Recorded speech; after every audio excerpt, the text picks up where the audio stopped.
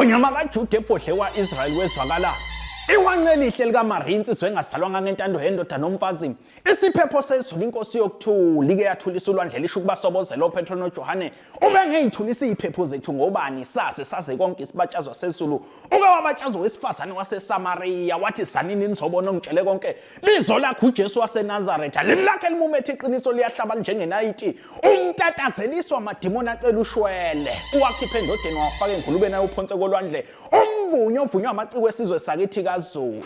Kuye kwamemeza uAnda Ntanzi ethi ngena indawo isekhona. Kwamemeza uSifiso Ncwane ethi kulungile baba makuyintando yakho. Kwamemeza uThina Zungu ethi kwanqaba umusa ukuba kuyangezitha ngabe sesingaphansi kwenhlabathi. Ogama lakhe lihle lifanele ukubongwa zingilosi nabasemhlabeni. Like labongwa iJoy Celebration eDurban ICC kwaDumu Amen Hallelujah uyingcwele. Labongwa iAmazing Grace uhlengiwe emhlabana abathando kuyikhungu ezinkulu zemsakazo.